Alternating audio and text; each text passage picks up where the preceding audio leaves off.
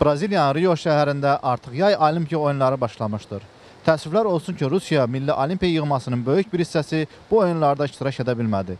Bəs nə səbəbə, nəyə görə dünyanın ən güclü olimpiya yığması olan Rusiyalılar bu oyuna buraxılmadı? Ətraflı olaraq reportajımızda. Rusiya Federasiyasının Milli Olimpiya yığması Rio'da keçirilən yay olimpiya oyunlarında tam tərkibli çıxış edə bilmədi. 387 nəfərdən ibarət Milli Olimpiya yığmasından fəqət 271 idmançı yay olimpiya oyunlarına buraxıldı. Rusiya idmançılarını oyunlardan uzaqlaşdıran Beynəlxalq Olimpiya Komitəsi səbəb kimi bəzi Rus idmançılarının qanında qadağan olunmuş doping preparatının tapılmasını qeyd etmişdi. Lakin bu doping qalmaqalı dünyanın bir çox müstəqil ekspertlərində böyük suallar doğurur. İdman sahəsində çalışan əksər mütəxəssislərin fikrincə, Rusiya idmançılarına qarşı sürülmüş doping iddiası siyasi bir əsasa malikdir. Belə ki, dünyanın bir neçə hegemon dövlətləri Rusiya Federasiyasına beynəlxalq arenada göstərdiyi müstəqil iradəsinə görə cəzalandırmaq qərarına gəliblər. За всем скандалом в отношении Rusiya Milli Olimpiya yığmasına qarşı bütün ittihamların arxasında yalnız bir dövlət durur. O da Amerika Birləşmiş Ştatlarıdır. Daha dəqiq desək, Amerikanın Mərkəzi Kəşfiyyat İdarəsidir. Onlar Rusiyanın qələbələrinə qarşı birləşiblər. Rusiyanı alçatmaq istəyirlər. Hər dəfə biz bir nailiyyət və uğur əldə edəndə onlar paxıllıq hissləri keçirirlər. Bax, bu cür doping böhtanları ilə onlar Rusiya Federasiyasını cəzalandırmaq arzusundadırlar. Ümumiyyətlə, bu olimpiya oyunlarının təşkili çox aşağı səviyyədədir. Xəbərlərə baxsaz görərsiniz ki, hər gün bir bədbəxt hadisə baş verir.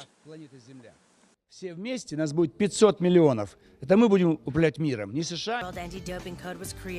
Xatırladaq ki, Rusiya ətrafında doping qalmaqalı yaradan əsas qurum Ümumdünya Antidoping Agentliyi adından müstəqil qeyri-hökumət təşkilatıdır. Məhz bu təşkilatın müəmmalı araşdırmaları nəticəsində Beynəlxalq Olimpiya Komitəsi Rusiyaya qarşı belə cəzalar tətbiq etdi. Beynəlxalq idman ictimaiyyətinin qərarsız qərarlarına inamını itirən Rusiya dövləti özünün antidoping komissiyasını yaratdı. Şübhəsiz ki, Rusiya hökuməti ona qarşı edilən bu həqarəti cavabsız qoymayacaq.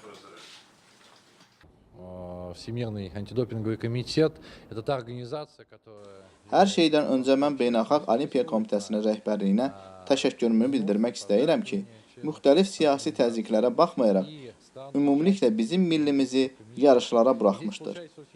Rusiya yığması dünyanın ən güclü yığmalarından biri sayılır. Təəssüf ki, bu günə qədər müəyyən nüfuzlu dairələr əlindən gələni edirlər ki, bizim idmançılarımızı yay olimpiya oyunlarına düşməsinlər. Və çox təəssüf ki, qismən də olsa, onlar buna nail oldular. Təbii ki, bu bizim ölkəmizə qarşı siyasi təzyiq sayılmalıdır.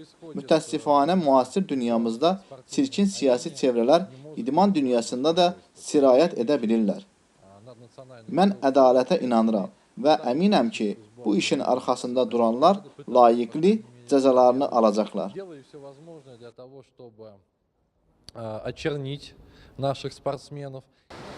İsmail Həsənoğlu, Vüsal Abbasov, Səhər Beynəlxalq Televiziyası, Moskva.